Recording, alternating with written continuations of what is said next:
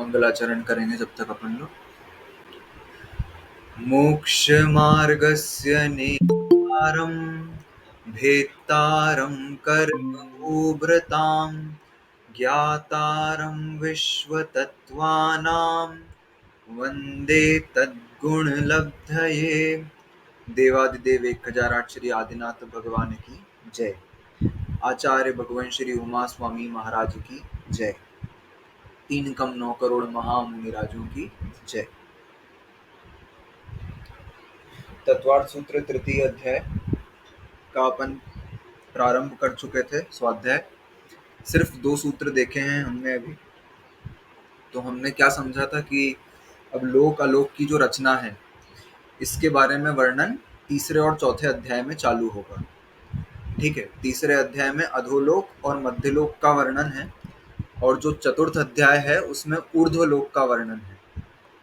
तो वर्णन करने से पहले हमने कुछ भूमिका बनाई थी कि लोक कैसा होता है, ठीक है, अथवा वो सब यूनिट्स क्या होती हैं जिनमें लोक के डिस्टेंसेस को, टाइम को नापा जाता है। तो राजू, योजन, धनुष, हाथ, अंगुल, ये कुछ चीज़ें देखी थी हमने। तो लोक जो है वो ये देखो, ये लोक की रचना रहती है। लोक इसमें कैसा रहता है, सबको दिख रहा है, क्लियर विजिबल है, समझ में आ रहा है सबको? हितेन बोल देना माइक ऑन करके। यस, नया नया, हाँ देखो। बहुत अच्छा लग रहा है। हाँ ठीक है। लोक की रचना किस प्रकार की होती है, क्या चाहिए? लोक की रचना किस प्रकार की होती है? तो इस प्रकार की लोक की रचना रहती है। ठीक है, ये लोक जो है ऊपर से 1 राजू का, यहाँ ब्रह्म स्वर्ग के आसपास 5 राजू का, फिर ये वापस सकरा होकर के 1 राजू का, और नीचे जाकर के ये 7 राजू का लोक हो जाता है।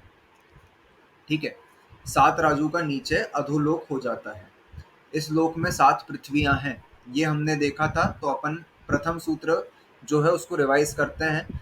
तो उसमें 7 पृथ्वियों के नाम बताए थे। 7 पृथ्वियां होती हैं अधोलोक में: रत्न, शर्करा, बालुका, पंक, धूम, तमो, तमो महातमः, प्रभा, भूमयो, घनाम्बु, वाताकाश, प्रतिष्ठा, सप्ताधोधः। ये सूत्र था।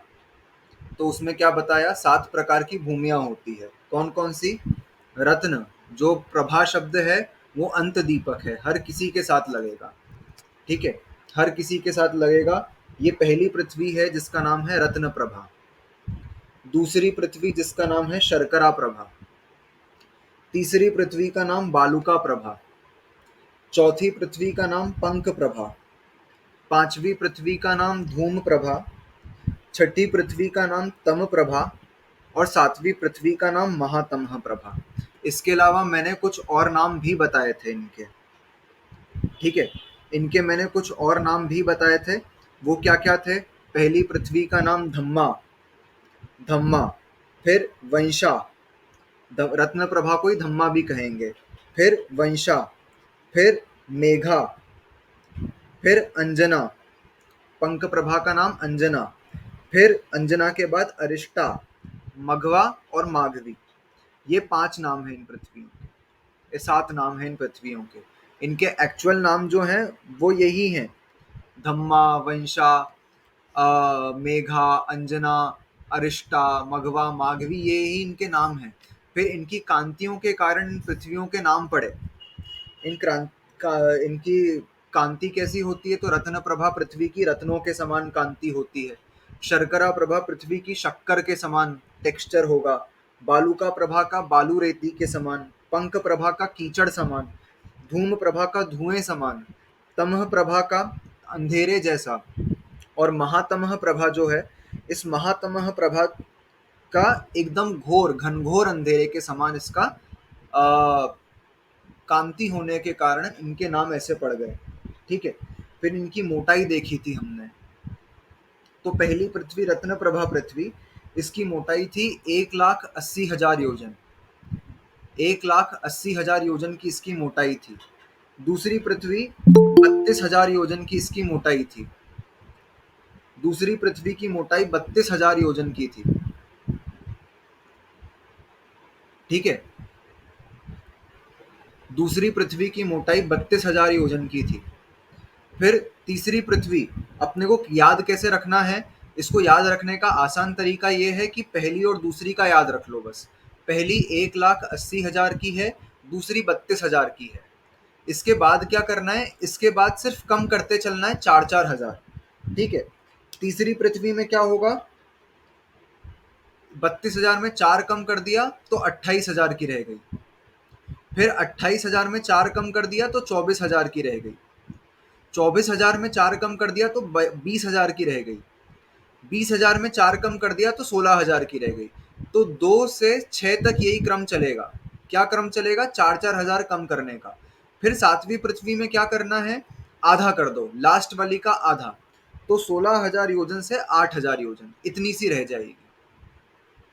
ठीक है। 1,80,000 योजन, 32,000 योजन, 28,000 योजन, 24,000 योजन, 20,000 योजन, 16,000 योजन और 8,000 योजन की इन पृथ्वियों की मोटाई होती है। मोटाई मतलब विड्थ। इसके बाद इसमें क्या लिखा था? घनाम्बु वाताकाश प्रतिष्ठा। तो ये वात वलयों के आधार पर स्थित है। तो वात वलय जो है अपन ने देखे थे कि लोक के अंत में ऐसे 3 वात वलय बने हुए हैं। ठीक है। ये वात वलय बने हुए हैं। पहले का नाम है घनोदधि वात वलय, दूसरे का नाम है घन वात वलय और तीसरे का नाम है तनु वात वलय। ये कलर दिख रहा है सबको? हाँ दिख रहा है। ठीक है। ये इनका वात वलयों के आधार पर स्थित है। तो वात वलय क्या सिर्फ लोक के अंत में है? नहीं, ये पृथ्वियां भी वात वलयों के आधार पर स्थित होती हैं। तो वात वलय और कहां पर भी हैं? इनके नीचे नीचे भी वात वलय हैं, ऐसे 3-3। ठीक है। यहाँ पर, यहाँ जगह नहीं है इसलिए मैं बना नहीं पा रहा ढंग से। ठीक है। यहाँ पर 3-3 वात वलय हैं सबके नीचे, जिनके इसके आधार पर ये पृथ्वियां टिकी हुई हैं। ठीक है। ऐसे भी वात वलय हैं। सबसे पास में, जो इससे सबसे पास में रहेगा उसका नाम घनोदधि। फिर सेकंड नंबर का जो वात वलय है उसका नाम घन। और फिर तीसरे नंबर का जो वात वलय है उसका नाम तनु वात वलय होता है। ठीक है। यहाँ लोक के अंत में भी हैं, लेकिन इन पृथ्वियों के नीचे नीचे भी ये वात वलय स्थित होते हैं। ठीक है। यहां तक समझ आ गया? फिर अपन ने देखा था पहली पृथ्वी के 3 भाग और होते हैं, खर भाग, पंख भाग और अब्बहुल भाग। खर भाग 16,000 योजन की मोटाई वाला रहेगा। खर भाग 16,000 योजन की मोटाई वाला रहेगा। पंख भाग 84,000 योजन की मोटाई वाला रहेगा। और अब्बहुल भाग 80,000 योजन की मोटाई वाला रहेगा। देखो, खर भाग और पंख भाग मिलाकर के 1 लाख योजन हो गया। 16 और 84 1 लाख योजन हो गया। और बाकी बचा हुआ 80 का अब्बहुल भाग है। तो पहली पृथ्वी की जो मोटाई देखी थी 1,80,000, वो ऐसे डिवाइड होती है खर भाग, पंख भाग और अब्बहुल भाग में। खर भाग और पंख भाग में किस किस के निवास स्थान हैं? तो व्यंतर और भवनवासी देवों के निवास स्थान खर भाग और पंख भाग में मिलते हैं। अब्बहुल भाग में नारकी रहते हैं। नारकियों के जो बिल हैं वो अब्बहुल भाग से चालू होते हैं। ठीक है। नारकियों के बिल अब्बहुल भाग से चालू होते हैं। यहां तक अपन ने देख लिया था। ठीक है। अब अपन आगे का सूत्र देखेंगे। अगला सूत्र क्या था? इसमें नरकों की संख्या बताई थी। नरक की संख्या क्या होती है? तो उसके लिए अगला सूत्र था तासु त्रिंशत पंचविंशति पंचदश दश त्रि पंचोनैक नरक शत सहस्त्राणि पंच चैव यथाक्रमम। यथाक्रमम, इन पृथ्वियों में ही क्रम से लगाना है। इन्हीं पृथ्वियों में क्रम से लगाना है। ठीक है। इन्हीं पृथ्वियों में क्रम से लगाएंगे तो तासु त्रिंशत मतलब 30 लाख। पहली पृथ्वी में 30 लाख। ठीक है। या आखिरी में शत सहस्त्राणी लिखा है, मतलब 100,000। 100,000 अपन ने कल समझा था 100,000 कैसे 1 लाख बनेगा। तो 1,000, 2,000 कर करके 99,000, फिर 99,000 के बाद 100,000। 100,000 मतलब 1 लाख। तो ये तासु शत सहस्त्राणी जो है वो अंत दीपक है, सबके साथ लगेगा। तासु त्रिंशत मतलब 30, 30 फिर शत सहस्त्राणी मतलब 30 लाख। तो पहला जो है, पहले में 30 लाख बिल बनेंगे, नरक बनेंगे। दूसरे में पंचविंशति 25 लाख नरक बनेंगे, 25 लाख। फिर पंचदश, तीसरे में 15 लाख। फिर चौथे में 10 लाख। ठीक है। फिर 3 लाख। फिर पंचोनैक शत सहस्त्राणी, मतलब शत सहस्त्राणी, 1 लाख में 5 न्यून करना है, 5 कम करना है। तो कितने हो जाएंगे? 99,995। पंच न्यून शत सहस्त्राणी, 5 कम 1 लाख। तो छठवीं पृथ्वी में कितने नरक के बिल बनेंगे? 99,995। और सातवीं पृथ्वी में सिर्फ पांच पंचचय, इसके आगे शत सहस्त्राणी नहीं लिखा है, पंच लिखा है। सिर्फ 5 नरक के बिल हैं इसमें। पहले में 30, 25, 15, 10, 3, फिर 1, 5 कम 1 लाख, और फिर 5। ये नरकों के बिल की संख्या है। यहाँ पर हमने एक चीज ध्यान में देखी थी। क्या ध्यान में देखा था हमने? कि आचार्य उमा स्वामी महाराज ने एक स्पेशल चीज लिखी है, जो हम बोलने में अक्सर त्रुटि कर देते हैं। हम बोलते हैं कि 7 नरक होते हैं। तो यहाँ पर आचार्य ने क्या लिखा? समझने के लिए हमको क्या समझना है कि आचार्य ने यहाँ पर लिखा है कि नरक 84 लाख होते हैं। कुल बिलों की संख्या कर लो, ऊपर से नीचे तक टोटल कर लो, 30, 25, 15, 10, 3 और 1 लाख का टोटल कर लो। कितना बचेगा? कितना होगा? 84 लाख। 84 लाख नरक होते हैं। और ऊपर वाली जो सूत्र था उसमें 7 भूमियां बताई थी। हम क्या बोल देते हैं? 7 नरक होते हैं। जबकि तत्वार्थ सूत्र में क्या लिखा है? 84 लाख नरक होते हैं। 7 तो भूमियां होती है, लेकिन वो क्योंकि इन भूमियों में स्थित है, इसीलिए उनको 7 नरक कहने में आता है व्यवहार से। ठीक है। तो ये चीज हमने देख ली। फिर इसके बाद हमको एक चीज क्या देखनी है? नरकों की रचना कैसी होती है। तो बिल बिल जो होते हैं वो कैसे होते हैं? तो हमने समझा था गड्ढों जैसे बिल होते हैं। अब वो बिल अरेंज कैसे होते हैं? ठीक है। वो बिल अरेंज्ड कैसे होते हैं ये समझेंगे अपन।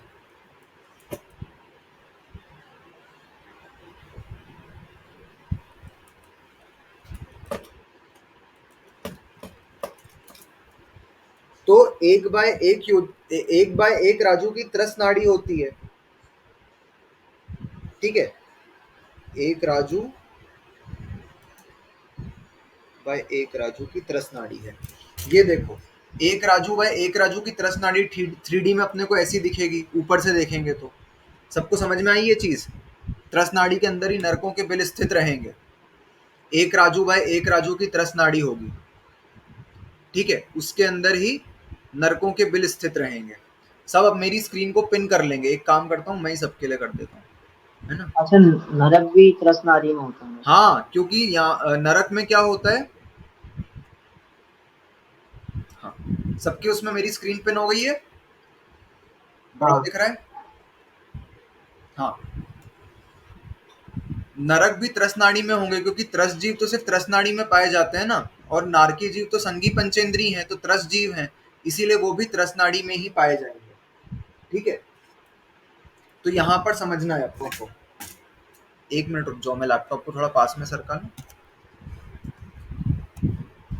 यहाँ देखना, ये 1/1 राजू की अपन ऊपर से देख रहे हैं तो ऐसी दिखेगी। नरकों के बिल की रचना कैसी होती है? यहाँ बीचों बीच एक बिल रहता है। ठीक है। ये बिलों की रचना समझ रहे हैं अपन। यहाँ बीचों बीच एक बिल रहता है, इसको कहते हैं इंद्रक बिल।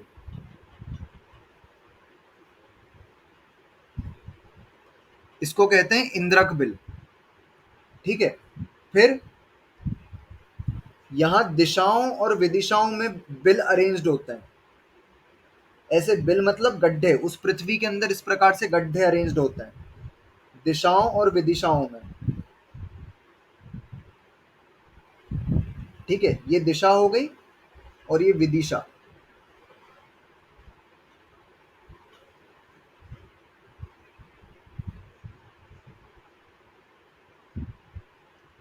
ऐसे यहाँ पर बिल अरेंज्ड होते हैं। ये दिशाओं और विदिशाओं में बिल अरेंज्ड रहेंगे। इनको कहते हैं श्रेणीबद्ध।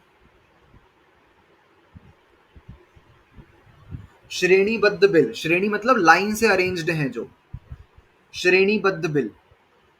ठीक है। बीच में जो है उस बिल का नाम इंद्रक बिल, जो ऐसे विदिशाओं और दिशाओं में अरेंज्ड हैं उनका नाम श्रेणीबद्ध बिल। और फिर कुछ बिल ऐसे रैंडम मैनर में इनके बीच में पुष्पों के समान बिखरे पड़े रहते हैं।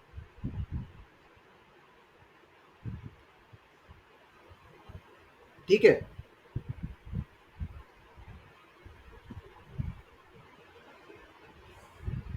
ये पुष्पों के समान बिखरे पड़े रहते हैं। तो पुष्पों के समान क्योंकि बिखरे पड़े हुए हैं, तो इसीलिए इनको कहा प्रकीर्णक बिल। ठीक है, अलग कलर से बता दिए।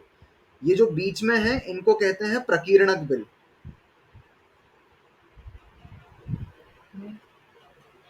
है ना। इसको कहते हैं प्रकीर्णक बिल। जो बिल बीच में है उसका नाम इंद्रक, जो बिल दिशाओं और विदिशाओं में है उसका नाम श्रेणीबद्ध, और जो बीच बीच में बिखरे पड़े हैं उनका नाम है प्रकीर्णक बिल। ठीक है, कुछ डाउट है भैया? हाँ, मतलब किस चीज की, किन बिलों की चर्चा चल रही है ये जो नरकों के बिल है ना, वो बिल किस मैनर में अरेंज्ड हैं, ओके ओके, ठीक है है। ना, वो मतलब पृथ्वियों में कैसे हैं। जहाँ नारकी जीव रहते हैं वही ना, हाँ, इन जहाँ बिलों में। नारकी जीव रहते हैं। ओके, तो इसमें ये भी रहता है क्या, कौन से बिल में, मतलब कहाँ पे कौन सी दिशाओं में रहेंगे, कि सेंटर में कोई रहेगा? हाँ हाँ हाँ, वो ऐसा? जहाँ का आप नामकर्म बांध के जाओगे वहीं पर आपका जन्म होगा। एक ओके, बिल से ऐसा। दूसरे बिल में नहीं जा सकते हैं। कल बिल बताए हाँ, थे कैसे होते हैं। बिल वज्रमय दीवार वाले बिल होते हैं। इन बिलों को कोई ओके क्रॉस नहीं कर सकता। ओके, ठीक है। ठीक है, ठीक है। तो ये जो बीच का बिल है ना, ये संख्यात योजन विस्तार वाला होता है, ये ध्यान रखना है। ये संख्यात योजन विस्तार वाला होता है। छोटा होता है, मतलब इसकी जो चौड़ाई है, मतलब इसका जो विस्तार है वो कैसा रहेगा, संख्यात योजन विस्तार, छोटा रहेगा। ये श्रेणीबद्ध जो हैं वो असंख्यात योजन विस्तार वाले होते हैं। इंद्रक बिल संख्यात योजन विस्तार वाला होता है। जो श्रेणीबद्ध बिल हैं ये असंख्यात योजन विस्तार वाले होते हैं। और ये प्रकीर्णक बिल जो हैं वो संख्यात एवं असंख्यात दोनों योजन विस्तार वाले हो सकते हैं। कोई छोटा भी हो सकता है, कोई बड़ा भी हो सकता है। ये रैंडम मैनर में बिखरे पड़े हैं। जो बीच का बिल है इंद्रक, वो संख्यात योजन विस्तार वाला होगा। जो श्रेणीबद्ध बिल है वो असंख्यात योजन विस्तार वाले होंगे। और जो प्रकीर्णक बिल हैं वो संख्यात एवं असंख्यात योजन विस्तार वाले हो सकते हैं। जैसे अपन जो है अबहुल भाग में पहला नरक चालू हुआ। ठीक है, अबहुल भाग में पहला नरक चालू हुआ, जैसे ये इधर, ये पहला नरक का बिल है। जो बीच का इंद्रक बिल है उसकी बात कर रहा हूं मैं, वो गड्ढे जैसा जो भी है। उसका विस्तार कितना है, 45 लाख योजन जितना है। 45 लाख योजन उस पहले बिल का विस्तार है।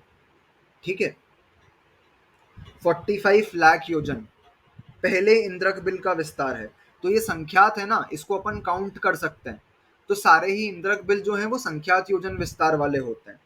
इनमें नारकी कितने रहते हैं, तो एक योजन अपन ने क्या देखा था, 2000 कोस, इतना बड़ा देखा था हमने एक महायोजन। अकृत्रिम रचनाओं के लिए महायोजन उपयोग होगा। ठीक है, तो जब एक महायोजन इतना बड़ा है तो अपने भारत देश कितना विस्तार का है, 3-4 हजार किलोमीटर का विस्तार वाला है हमारा भारत देश। उसमें हम कितने रहते हैं, उसमें हम 130 करोड़ लोग रहते हैं। ठीक है, इतने से विस्तार में।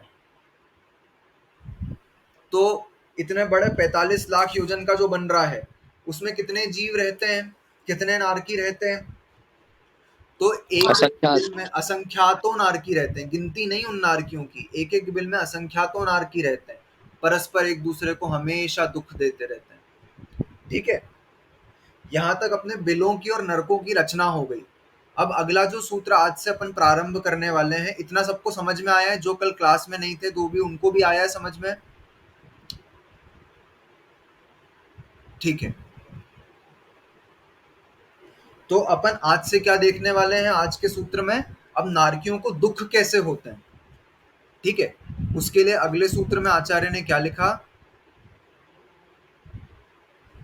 नारका नित्या शुभतरलेश्या परिणाम देह वेदना विक्रियाः। नारका नित्या शुभतरलेश्या परिणाम देह वेदना विक्रियाः। नारका नित्या शुभतरलेश्या परिणाम देह वेदना विक्रियाः। कनिका दीदी सूत्र बोलो। हाँ बोलती हूँ। नारका नित्या शुभतरलेश्या परिणाम देह वेदना विक्रियः। ठीक है, नारकियों के नित्य अशुभतर, क्या समझना है? नारकियों के नित्य मतलब हमेशा, फिर आ में से नित्या में से अ निकला तो अशुभतर लेना है, उसको संधि हो गई तो नित्याशुभतर बन गया। तो नारकियों के नित्य, नारकियों के हमेशा, अशुभतर लेश्या, अशुभतर परिणाम, अशुभतर देह, अशुभतर वेदना और अशुभतर विक्रिया होती है। अशुभतर क्या है? यहाँ पर आदि दीपक है। कितने सारे प्रकार के, अपन ने तीनों दीपकों को एग्जाम्पल देख लिया है। हमने शुरुआत करी थी तो आदि दीपक से करी थी, तब समझाया था। अब हर सूत्र में लगभग लगभग लगता है वो, ठीक है। कितने सारे सूत्रों में हमने आदि दीपक, मध्य दीपक और अंत दीपक देख लिया। मध्य दीपक कहाँ पर देखा था, किसी को याद है?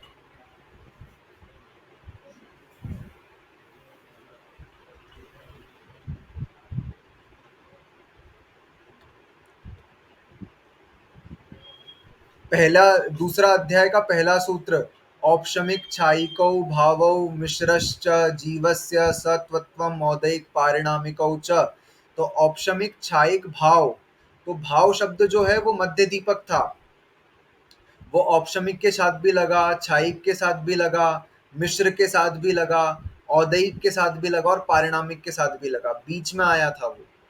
ऐसे यहाँ पर जो है अशुभतर शब्द जो है वो आदि दीपक है, वो सबके साथ लगेगा। लेश्या, अशुभतर लेश्या होगी, अशुभतर परिणाम होंगे, अशुभतर देह होगी, अशुभतर वेदना होगी और अशुभतर विक्रिया होगी। अशुभतर समझ रहे हैं हम? अशुभतर डिग्री होती है ना, superlative degree, bad, worse, worst. तो यहाँ पर अशुभतर जो है वर्स्ट को बता रहा है।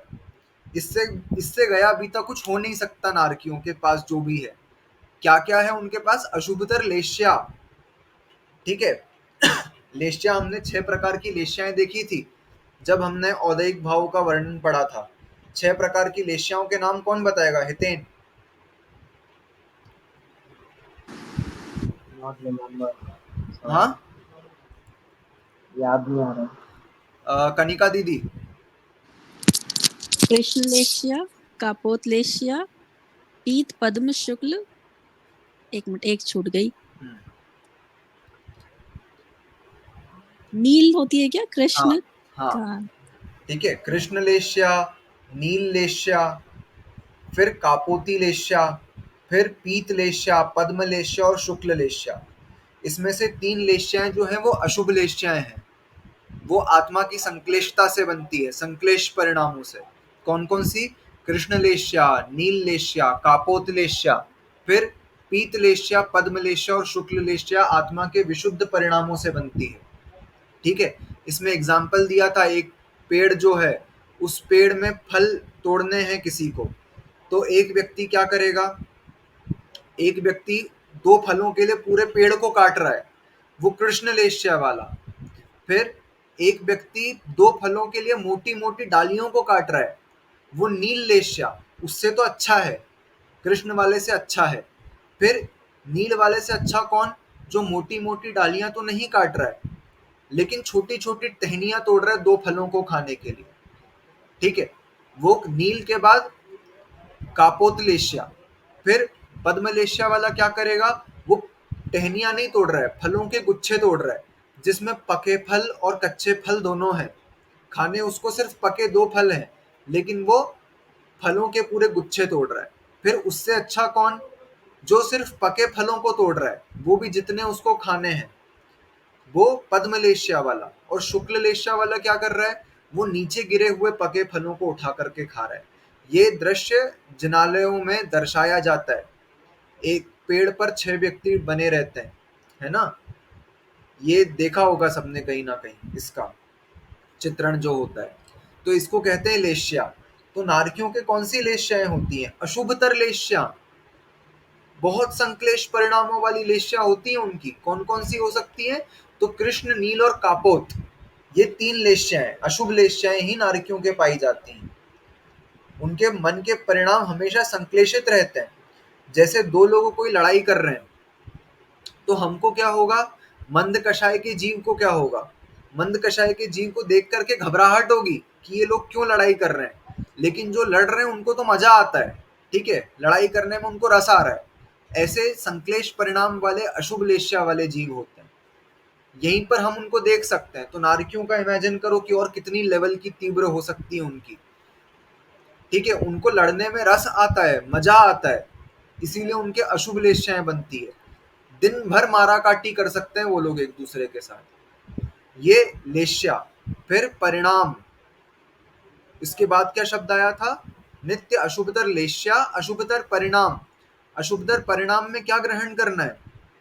तो वहां नरक का स्पर्श, रस, गंध और वर्ण को ग्रहण करना है, ठीक है। अशुभतर परिणामों में स्पर्श, रस, गंध, वर्ण को ग्रहण करना है। हाथ में रख लो उसको, एक कुछ लगा लो उस पर, ठीक है। तो नरकों का स्पर्श कैसा है?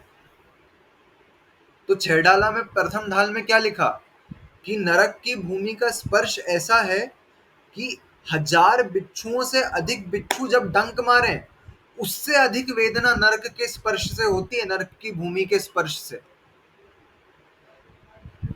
बिच्छू सहस डसे नहीं तिसो, ऐसा शब्द आया है वहां पर प्रथम ढाल में।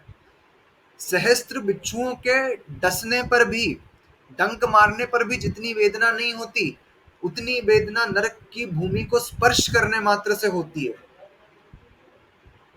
भयंकर वेदना, मतलब एक कोई बिच्छू डंक मार ले अगर, तो कितनी वेदना, जीव मचल जाता है। किसी ने देखा हो अगर, तो जलन होती है अंदर भयानक वाली, और वो उसका जहर फैलता है तो वो जलन पहले एक पॉइंट से फिर बाकी पॉइंट पर फैलना चालू हो जाती है। ऐसा एक बिच्छू नहीं, 1000 बिच्छू एक साथ डंक मारे तो कितनी वेदना होगी जीव को। उससे भी अधिक वेदना उस भूमि के स्पर्श मात्र से होती है, ठीक है।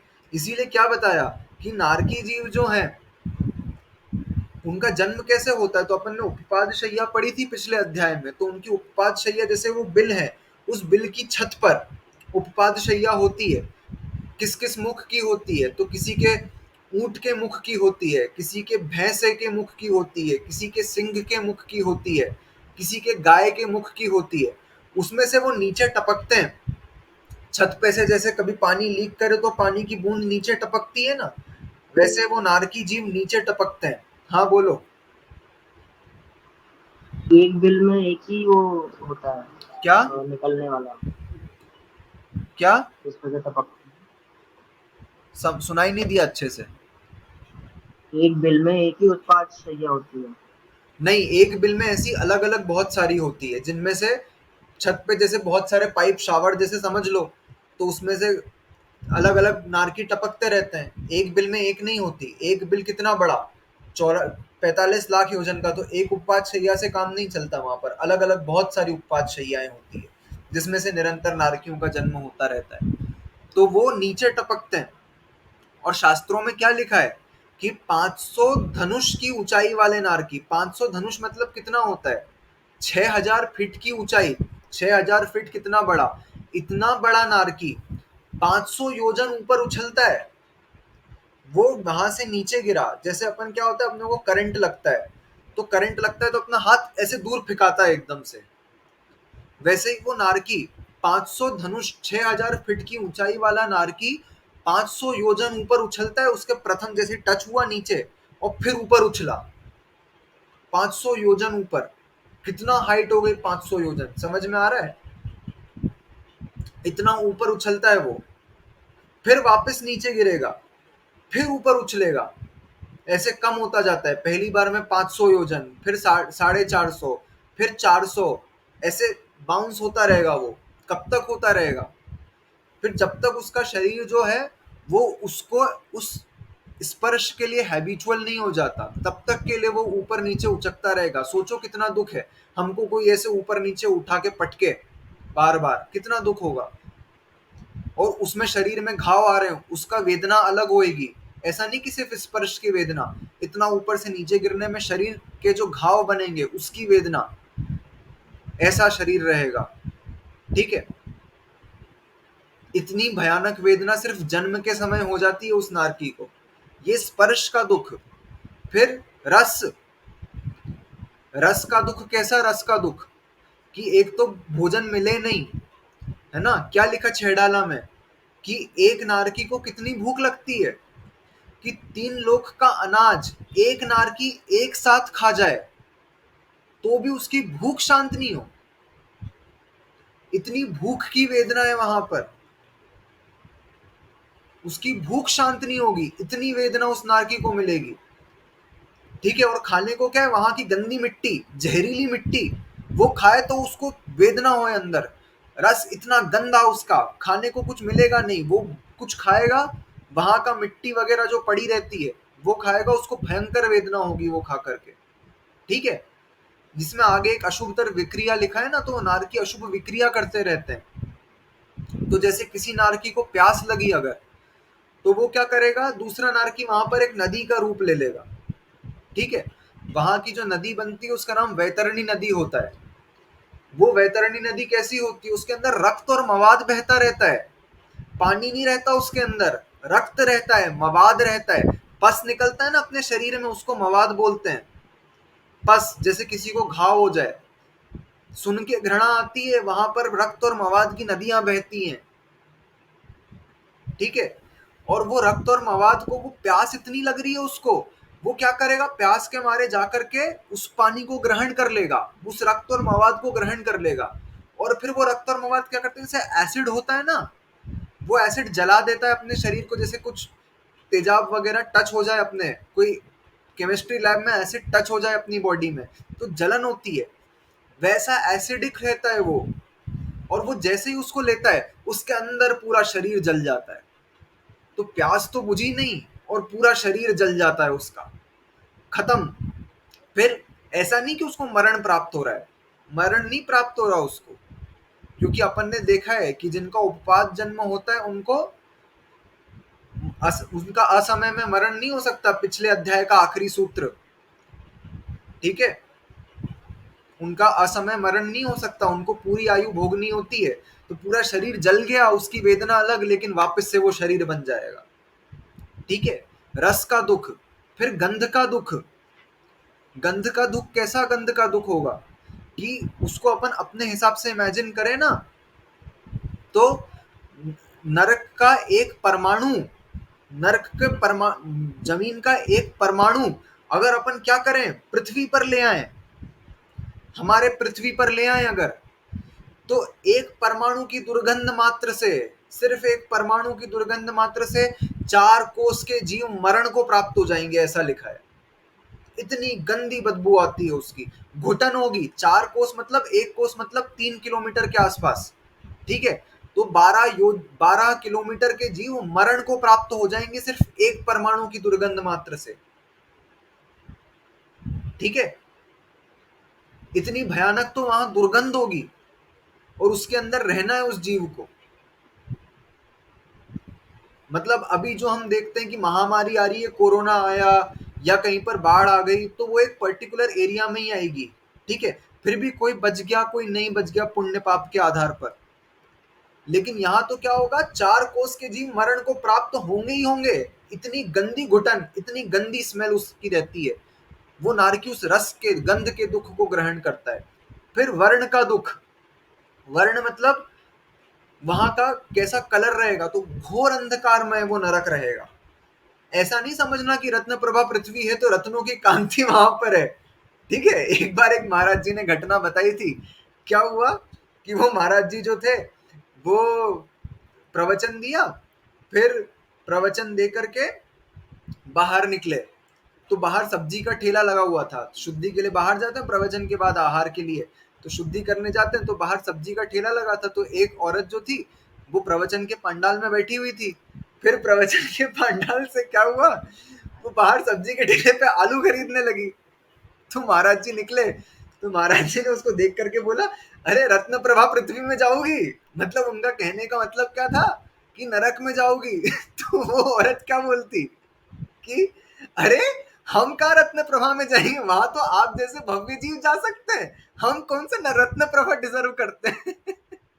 ठीक है, तो लोगों को पता नहीं रत्न प्रभा मतलब नरक बोल रहे हैं, वो उनको लग रहा है रत्न प्रभा मतलब कोई बहुत अच्छी जगह जहाँ रत्नों की कांति होती होगी। वो रत्न प्रभा पृथ्वी नहीं, तो नरकों में वर्ण। डरावना नाम रखना चाहिए यार, हाँ नाम में तो डरावना रखना चाहिए थोड़ा हाँ, सा। नाम डरावना रखना चाहिए, जैसे घोर तम प्रभा, महातम प्रभा, वैसा। तो रत्न प्रभा में लोगों को लग रहा है कि रत्नों की कांति है, नहीं, घोर अंधकार में दुख है। हाँ दीदी। भाई आलू खाने वाले नरक में जाएंगे क्या सही हाँ में? हाँ, ये सब जमी कंदादी से पाप का आश्रम होगा, फिर उससे अपने को नरक गति का बंध हो सकता है, इस पाप के आश्रम से। वैसे नरक गति का पहला द्वार रात्रि भोजन कहा गया है, तो जितनी कोशिश करनी चाहिए अपने को रात्रि भोजन का त्याग कर देना चाहिए। पहला द्वार नरक का रात्रि भोजन है। मैं नहीं करती, ठीक है फाइन, मैं आलू भी त्याग दूंगी भाई। कोशिश करो जितना अपने से यथासंभव हो सके। हितेन ने बहुत अच्छा नियम लिया है, ऑल्टरनेट डे आलू के त्याग का आजीवन। हाँ वो मैंने भी लिया, इसको देखा हाँ देखी आपने भी कॉपी लिया, कर लिया। मेरा रोज होता है। हाँ कोशिश करो अपन, जैसे क्या करो, या तो टिफिन बना करके ले जाने का प्रयास करो, अथवा शाम को कुछ खा लिया, अन्न जैसा लिया, तो अन्न का तो त्याग कर सकते हैं हम, ड्राई फ्रूट्स वगैरह ले लें। हाँ वही समझ गया था मैं, तो ड्राई फ्रूट्स ले लें, दूध ले लें। वैसे तो कोशिश करनी चाहिए कि कुछ ना लें खाने पीने का, लेकिन यथासंभव हम अपनी शक्ति तो बढ़ाएं, कोशिश तो करें इस प्रकार से। जब आप ये वीडियो अपलोड करें तो कृपया करके ये पार्ट एडिट कर दें, क्योंकि इस पे मेरा फोटो लगा हुआ है। बिल्कुल बिल्कुल। बहुत बहुत गलत मैसेज जाएगा, पेज चलाते हैं और वैसे इन पर आलू का भी त्याग नहीं हो पा रहा है हाँ पूरा। मेरा भी अभी जैसे 1 ही महीना हुआ है, 1 डेढ़ महीना हुआ है रात्रि भोजन के त्याग को। बाकी तो पहले कोशिश करते थे, मम्मी नहीं खाती थी तो उनके साथ में खा लेते थे, लेकिन नियम पूर्वक नहीं था। तो हमको नियम पूर्वक लेने की आदत डालनी चाहिए। ठीक है, that part should be edit please. बिल्कुल बिल्कुल, स्टूडियो से एडिट हो जाता है वो, ये वाला हटा देंगे अपन। ठीक है। तो हमने क्या समझा कि वहां रत्न प्रभा पृथ्वी, हम ऐसे रत्नों की कांति नहीं समझना है, वहां घोर अंधकार में है। हाँ जी। हाँ, ये परिणाम में अपन ने स्पर्श रस गंध वर्ण देखा है। सिर्फ यहीं पर अपने को दुख इतना सुनने को मिल गया कि ऐसा लग रहा है, ऐसा कहते हैं नारकियों के दुख कौन जानता है, तो हम तो सिर्फ बोल पा रहे हैं। नारकियों के दुख से सिर्फ नारकियों को और केवलियों को पता है कि नरक में क्या दुख है। हम तो सिर्फ बोल नहीं सकते, हजार जिह्वाओं से नरकों के दुख का वर्णन नहीं किया जा सकता, ऐसा आचार्य लिखते हैं, हजार जिह्वाओं से, ऐसा है। फिर उसके बाद परिणाम के बाद देह, अशुभ देह। तो अशुभ देह कैसी बनेगी, देह कैसे प्रकार की होती है, तो देह की रचना 6 प्रकार के नाम कर्म बताए हैं।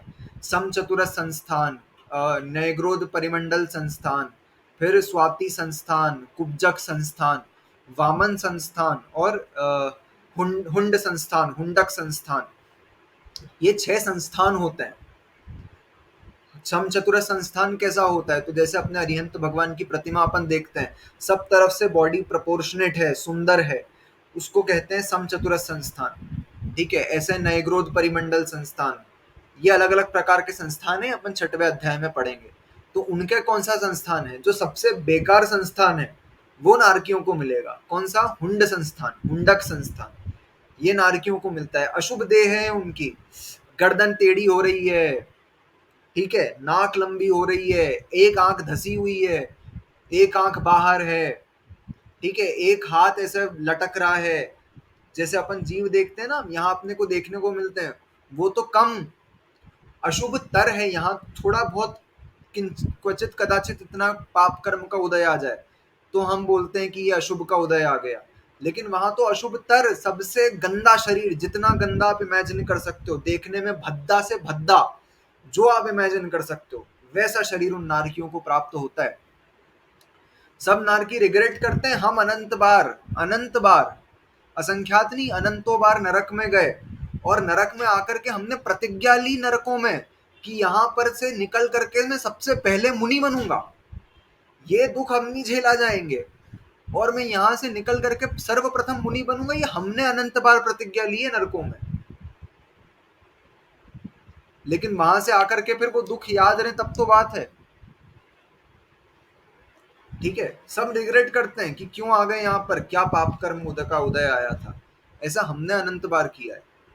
ठीक है, ऐसी देह मिली है उनको, उस देह में से बास आती है, गंदी घृणित दुर्गंध से युक्त वो देह, ऐसी अशुभतर देह मिली है।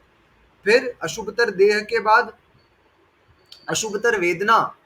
कैसी वेदना? तो सर्दी गर्मी की वेदना, भूख प्यास की वेदना। जो अपन ने 84 लाख बिल देखे उसमें से करीब करीब 82 लाख बिलों में गर्मी की वेदना, बहुत तीव्र गर्मी, भयानक, इतनी कि छैडाला में लिखा है कि मेरू बराबर लोहा ले आओ तो वो पिघल जाए, इतनी गर्मी में रहना पड़ता है उनको। ये गर्मी की वेदना। शीत की वेदना कि उतना ही जम जाए। ठीक है, अब जो ऐसे मेटल जो जम सकता है, जैसे मर्क्यूरी रूम टेम्परेचर पर लिक्विड होता है, ठीक है, वो कब जमेगा? बहुत कम टेम्परेचर में जम जाएगा, मतलब बहुत माइनस के टेम्परेचर में जाना पड़ेगा पानी वगैरह को जमाने के लिए, गैसेस को जमाने के लिए। ठीक है, और जितना आप मिनिमम ले सकते हो, जैसे नाइट्रोजन सपोज सबसे बहुत कम टेम्परेचर में जमती है, तो वो शीत की वेदना, छठवें सातवें नरक में शीत की वेदना होती है, भयंकर ठंडी।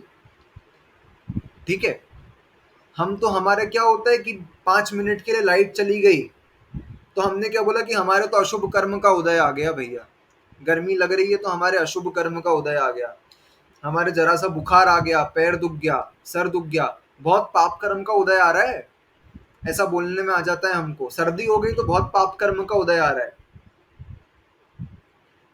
ठीक है, तो हमारा पाप कर्म, ये कोई पाप कर्म है? ठीक है, अशुभ कर्म है। अशुभ कर्म नरकों में देखो अशुभ कर्म होते क्या है, ये सुन के हमको घबराहट होती। मेरे को तो ऐसा, पढ़ने में जाओ कभी नरकों की वेदना तो आंखों में से आंसू नहीं आ जाए, वैराग्य नहीं आ जाए तो कहना। ऐसी नरकों की वेदना, भयंकर अशुभतर वेदना, अशुभतर विक्रिया, ऐसी विक्रिया करते हैं वो। विक्रिया भी शुभ नहीं होती उनकी, अशुभ। क्यों? दूसरों को मारने के निमित्त से विक्रिया होती है उनकी।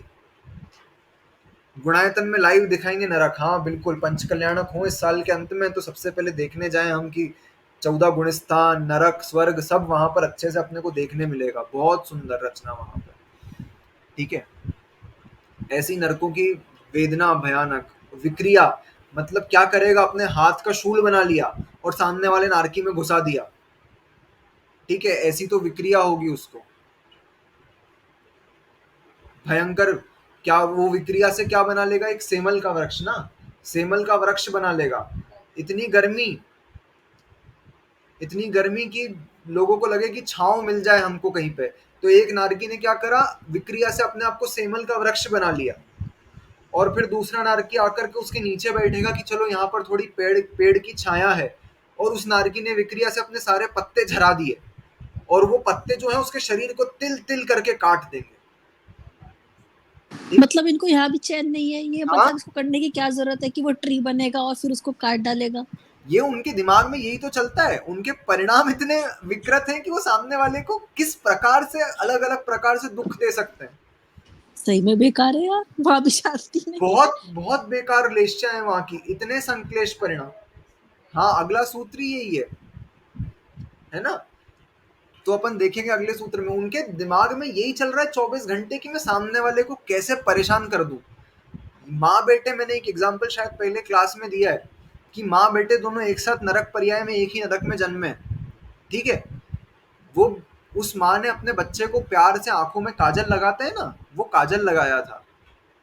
तो वहां का परिणाम ऐसे बनेंगे कि वहां जाकर के उस बेटे को क्या दिमाग में आएगा कि इस माँ ने मेरी आंख फोड़ी थी, और वो अपने हाथ की तलवार बनाएगा और उस माँ की आंख में घुसा देगा। ठीक है, इस प्रकार के भयंकर परिणाम, तीव्र कषाय वाले, तीव्र तीव्र तीव्रतम कषाय वाले ऐसे परिणाम बनते हैं।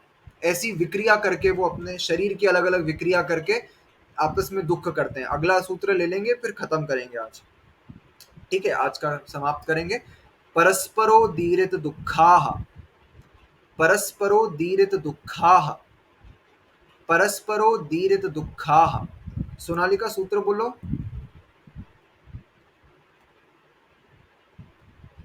परस्परो दीरित दुःखाः। ठीक है, ये सब अशुभतर तो है ही। वहां का स्पर्श रस गंध वर्ण, वहां का वातावरण, वहां की सर्दी गर्मी, इन सब की वेदना तो है ही है। लेकिन ये नारकी भी परस्पर में आपस में एक दूसरे को निरंतर दुख प्रदान करते हैं। ऐसा नहीं कि एक 5 मिनट के लिए बोल दे कि अब शांति से बैठ रहे हैं हम, नहीं, कोई शांति नहीं। वहां पर निरंतर 24 घंटे सतत नारकी एक दूसरे को दुख देते हैं। जैसे हमने विक्रिया से दुख समझे ना, वैसे दुख।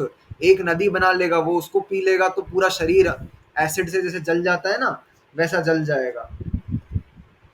वैसा कैसे, यहाँ पर एक तत्वार्थ सूत्र में क्या लिखा है देखो, गर्म लोह में रस पिला देते हैं। एक नारकी दूसरे को पकड़ करके गर्म लोह में रस पिलाना, अग्नि रूप लाल तप्त लोहे के खंभों से आलिंगन करना। मतलब यहाँ पर क्या करेंगे, किसी को बहुत तीव्र काम भावनाएं आती है, तो यहाँ पर तूने जो काम भावनाओं का सेवन करा उससे जो पाप कर्म का बंध हुआ, तो लाल तप्तमय लोहे के खंभों से उसका आलिंगन करा रहे हैं, उससे चिपका देंगे, ले इससे भोग करके दिखा। ठीक है, फिर कूट शामली वृक्ष के ऊपर चढ़ना उतारना, कांटों वाले वृक्ष के ऊपर उसको चढ़ाएंगे और उतारेंगे। लोह में घनों से पीटना। ठीक है, वसूल है, जैसे अपन किस्ते हैं ना, गाजर आदि, तो वैसे छीलना, उससे उससे छीलेंगे, उसकी चमड़ी उधेड़ना, गर्म तेल में नहलाना, लोहे के गर्म कड़ाहों में पकाना, भाड़ में सेकना, घानी में पेलना, शूली पर चढ़ाना, भाले से भेदना, करोंच से चीरना, अंगारों पर लिटाना, गर्म रेत पर चलाना, वैतरणी में स्नान कराना, जैसा मैंने बताया, तलवार जैसे पत्तों में वन में प्रवेश करना, जो बताया। फिर क्या करेंगे ये, व्याघ, रीछ, सिंह, श्वान, सियर, सियारनी, बिलाव, नेवला, सर्प, कौआ, गीध, चमगादड़, उल्लू आदि बनकर एक दूसरे को दुख देना। वहां पर त्रियंश तो पाए नहीं जाते हैं, मैंने बताया ना, इनकी अशुभतर विक्रियाएं होती हैं, तो सिंह बन गए और एक दूसरे को चीर फाड़ डाला, बिल्कुल खत्म कर डाला, ऐसे। फिर दूर से देखकर क्रोध करना, गुस्सा करना, पास आने पर मारना, क्रोध से भरे वचन कहना, हाँ बिल्कुल भेज दूंगा मैं, विक्रिया से शस्त्र बनाकर, हाथ से शस्त्र बना लिए और उसके शरीर का छेदन कर दिया, विक्रिया से शस्त्र बनाकर मारना, काटना, छेदना और भेदना। ये नारकियों के दुख होते हैं आपस में, ये परस्परो दीरित दुखा, इस प्रकार से एक दूसरे को दुख देते हैं ये नारकी। ठीक है, ये नरकों के दुखों का वर्णन पड़ा है, अभी खत्म नहीं हुआ है, एक और सूत्र में आने वाला है। इनका भी एक दिन 24 घंटे के बराबर ही होता है। हाँ, जैसा अपने मध्य लोक में दिन चलता है वैसा ही सब जगह पूरे लोक में उसी के आधार पर दिन तो चलता है। 24 घंटे लड़ते ही रहते हैं, 1 मिनट को भी शांति नहीं है। शांति नहीं मिलती है, बिल्कुल। वहां के परिणाम ही ऐसे हैं कि शांति नहीं है, इतनी तीव्र कषाय है उन जीवों की। और ऐसे नरक में कोई इनको कंट्रोल करने के लिए कोई ऊपर देवता टाइप कोई होता है, नहीं, या फ्री छोड़ रखा है, बस लड़ते रहो। बस फ्री छोड़ रखा है, लड़ते रहो, और देवता होते हैं लड़ाने के लिए। ये अपन कल पढ़ेंगे, अगले सूत्र में यही आने कि देव कैसे वहां पर आते जाते रहते हैं और क्या करते हैं वहां पर देव। ठीक है, तो वहां पर लड़ने के लिए छोड़ रखा है। अगले सूत्र में कल पढ़ेंगे अपन इसके बारे में कि देव कैसे वहां दुख पहुंचाते हैं। बोलो। सोते हैं देव, हाँ ऐसा ही होता है, देव लड़वाते हैं आपस में। हाँ, ये क्वेश्चन अच्छा है, सोते भी नहीं है वो, मतलब जगे ही रहते नहीं हैं। सोते। नाम जो है, ये नाम कर्म का उदय रहता है सोने के कारण, ये उनके नहीं आता है। देव भी नहीं सोते ना। देव भी नहीं सोते, देव भी नहीं सोते। ठीक है, तो आज का अपन ने नरकों की वेदना पढ़ी, इसको रिपीट करने की आवश्यकता नहीं है, क्योंकि सुनने की शक्ति लोगों में नहीं है, बोलने की शक्ति मेरे में नहीं है। हजार जिह्वाओं से वर्णन करें तो भी इसको बता नहीं सकते। अनुभव कौन करता है? तो नारकी कर सकते हैं, और जानता कौन है? तो सिर्फ नारकी और केवली ही जानते हैं कि नरकों के दुख कैसे हैं। ठीक है, ये आज के अपन ने 2 सूत्र देखे, 3 नंबर और 4 नंबर का सूत्र। इसके बाद हम आगे देखेंगे 2 सूत्रों में और अधोलोक का वर्णन है, फिर मध्यलोक का वर्णन चालू होगा। आज बस एक लास्ट क्वेश्चन, जैसे कोई वहाँ पे जन्म लेता है तो वो हमने पढ़े थे ना मति श्रुति अवधि ज्ञान वगैरह, हाँ तो क्या नारकियों को याद आ जाता है कि हमने पहले क्या करा था जिस वजह से आज हम यहाँ हाँ पर है? हाँ, खुद से आ बिल्कुल जाते? बिल्कुल, जैसे सबको नहीं आता? नहीं नहीं, अपने को नहीं आता। नारकियों के अवधि ज्ञान रहता है, तो वो चाहे तो याद कर सकते हैं, लेकिन उनके अवधि ज्ञान का उपयोग मैंने बताया ना, कि वो बच्चा जो है वो अपनी माँ ने आंख पे काजल लगाया था, लेकिन अपने कुअवधि ज्ञान से क्या था ना कि मेरी माँ ने मेरी आंख फोड़ने की कोशिश करी थी, ये उसने अवधि ज्ञान से ही तो जाना। ठीक है, तो वो जान सकता है कि पूर्व भव में क्या हुआ था, लेकिन उस अवधि ज्ञान का उपयोग वो उसमें कर ले तो धर्म ध्यान नहीं हो जाए, उसको तो आर्त रौद्र ध्यान ही करना है, वहां पर संक्लिष्टता ही बढ़ानी है, तो उसका उपयोग वहां नहीं होता है उस चीज के लिए। वो अपने अवधि ज्ञान का उपयोग भी दूसरे नारकी को मारने के लिए करता है, कि इसने इस फलाने भव में मेरे साथ ऐसा करा था, तो अब मैं इसको दुष्ट कैसे तकलीफ पहुंचाऊं, उसके अवधि ज्ञान का उपयोग भी उसी में है। अच्छा, जैसे सीता जी का जीव रावण को जाके बोल के आए है ना, हाँ तो उस समय फिर रावण के कुछ परिणाम थोड़े शांत हुए होंगे, तो ऐसा नहीं होता कि वो बेचारे के परिणाम थोड़े ठीक हुए तो बाकी उसको परेशान करना बंद करें? ऐसा ऐसा नहीं कुछ होता नहीं, है? बिल्कुल नहीं होगा, और वो भी खुद वापस से वैसे ही हो जाएगा, वापस से लड़ेगा सब भिड़ेगा? वैसे ही हो जाएंगे। हाँ अच्छा। ठीक है, अपन कल इसको और विशेष रूप से देखेंगे, सीता जी और इसका उदाहरण जो है। ठीक है, अपन आज जनवाणी स्तुति करते हैं। किसी को कुछ पूछना है? और नहीं, जनवाणी स्तुति करेंगे, हाथ जोड़ लेंगे सभी। शास्त्र पठन में मेरे द्वारा यदि जो कहीं कहीं प्रमाद से कुछ अर्थ वाक्य पद मात्रा छूट गई, सरस्वती मेरी उस त्रुटि को कृपया क्षमा करें, और मुझे कैवल्य धाम में माँ अविलंब धरें। वांछित फलदात्री चिंतामणि सदृश मात्र तेरा, वंदन करने वाले मुझको मिले पता मेरा। बोधि समाधि विशुद्ध भावना आत्म सिद्धि मुझको मिले, और मैं पा जाऊं माँ मोक्ष महासुख को। द्वादशांग जनवाणी मातेश्वरी की जय। एक एक का उत्सर्ग करेंगे सभी लोग।